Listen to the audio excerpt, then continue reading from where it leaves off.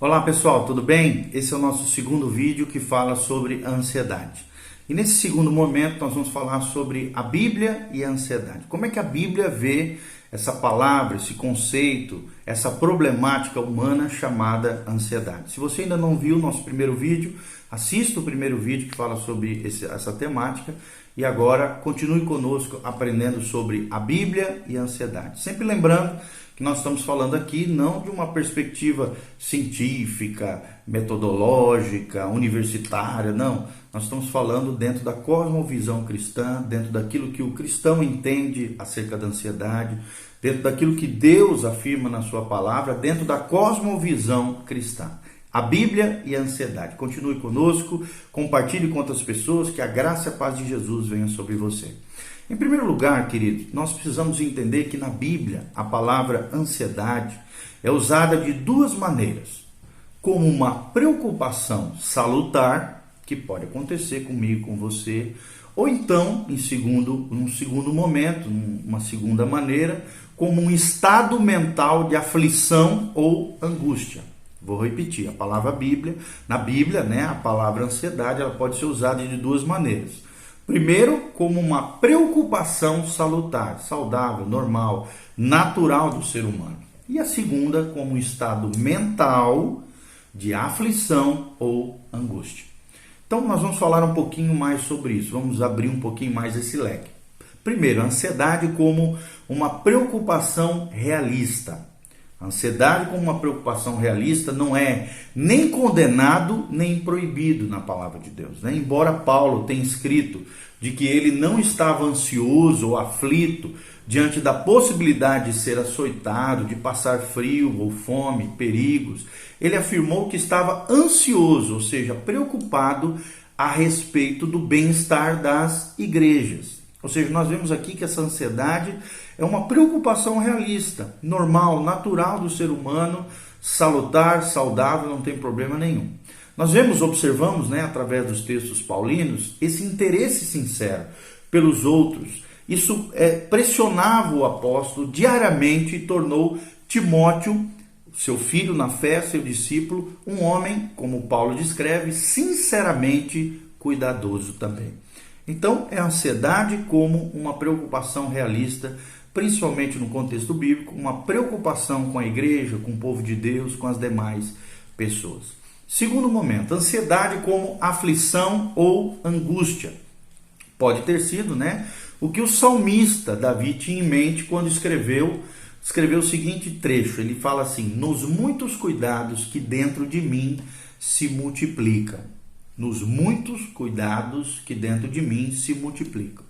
As consolações de Deus trouxeram alegria, ou seja, essa alegria que o salmista sentia vinha dos muitos cuidados de dentro de mim que se multiplicam. E ele sentia nesse momento de angústia, de aflição, as consolações de Deus que trouxeram a ele alegria. No Sermão do Monte, por exemplo, Jesus ensinou que não devemos andar ansiosos, aflitos. Aqui fala desse estado de mente, de aflição, de angústia. Não devemos andar ansiosos, Mateus capítulo 6. Não devemos andar ansiosos, ou seja, aflitos, angustiados, acerca do futuro, ou das nossas necessidades básicas, como comida, roupa e coisas nesse sentido, coisas necessárias, necessidades básicas que os cristãos, as pessoas, todos nós seres humanos necessitamos. Por quê? Por que a gente não deve andar aflito, angustiado, ansioso com relação a isso? Porque nós temos um Pai Celestial. Foi o que disse Jesus, que sabe de tudo aquilo que nós necessitamos e nos dará total provisão. Lembre-se que Deus, no Antigo Testamento, é o Jeová Jireh, e em Cristo é aquele que há de suprir todas as nossas necessidades pelo seu poder. Nós vemos também que nas epístolas do Novo Testamento, Pedro e Paulo repetem essa conclusão dizendo: não andeis ansiosos de coisa alguma. É o que a Bíblia nos ensina quando nós lemos lá em Filipenses. Ao contrário, os cristãos, eu, você, devem levar os seus pedidos a Deus, as suas necessidades a Deus, sempre com uma atitude de gratidão, esperando receber o quê? Como retorno dessa petição, a paz de Deus que excede todo o entendimento. Então, podemos lançar toda a nossa ansiedade sobre o Senhor. Como diz 1 Pedro capítulo 5, 7. Lançai sobre Ele toda a vossa ansiedade, porque Ele cuidará de nós. Ele vai cuidar de você, Ele vai cuidar de mim, Ele vai cuidar daqueles que são seus.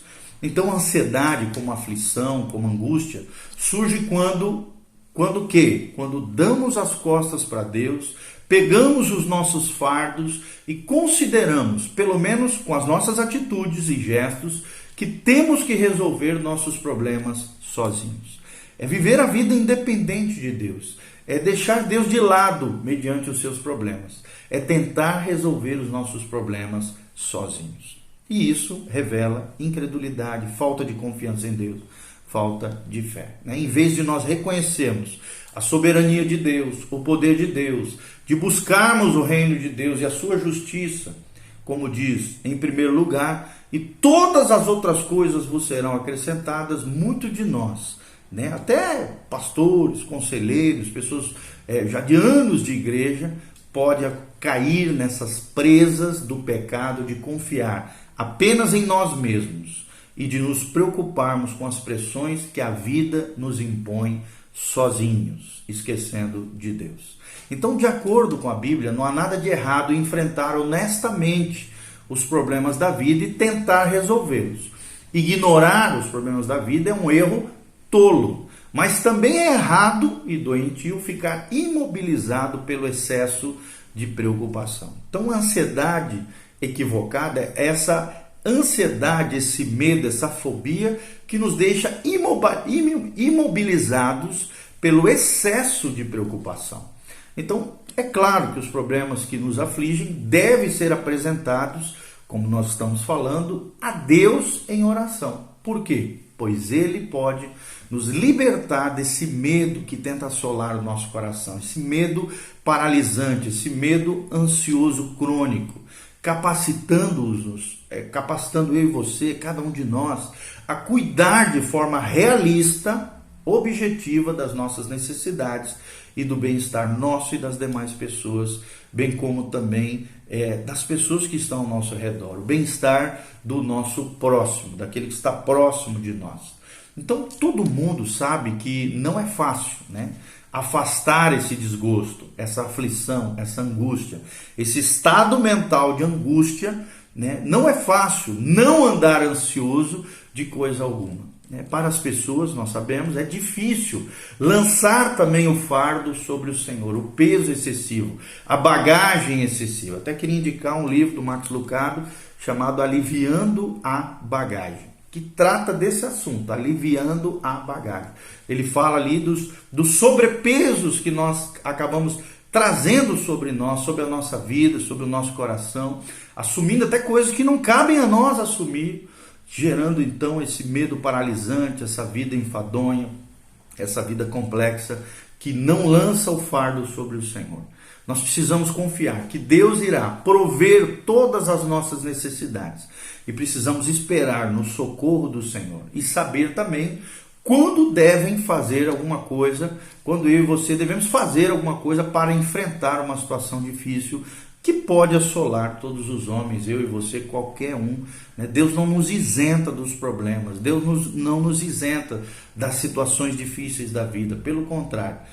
Às vezes uma situação de dor, de angústia, um problema, é o megafone de Deus, como disse C.S. Lewis, para chamar a nossa atenção. Não é que Deus promoveu isso, não é que Deus fez isso, não é que Deus é responsável e culpado disso. Não, são intempéries da vida, situações que podem assolar todos os seres humanos. A dor e o sofrimento é intrínseco à condição humana e nós precisamos saber lidar com isso.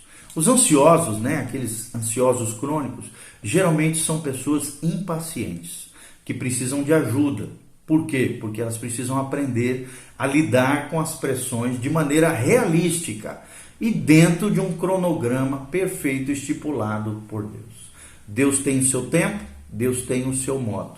Então procure saber discernir qual é o tempo e o modo de Deus. Eu e você, que estamos ajudando pessoas como conselheiros cristãos, podemos também ser um exemplo de uma pessoa calma, sóbria, prudente, que confia em Deus para prover as nossas necessidades. Eu e você, que ajudamos pessoas, que somos conselheiros cristãos, discipuladores, cuidador de gente, pastores, obreiros e obreiras na seara do Senhor, também podemos ajudar aquele que nós estamos aconselhando a ver as promessas de Deus e reconhecer o poder e a influência de Deus na nossa vida diária e agindo, claro, na vida das pessoas quando necessário. Então, para muitas pessoas que nós estamos discipulando, cuidando, aconselhando, também é útil conhecer as causas e os efeitos dessa ansiedade permanente, ansiedade crônica que assola as mentes e os corações nos dias atuais. Então,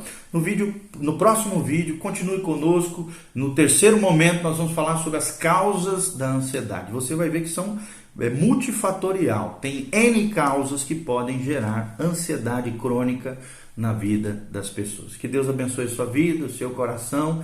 Lembre-se, lance sobre ele, sobre Jesus, todas as vossas ansiedades. 1 Pedro 5:7.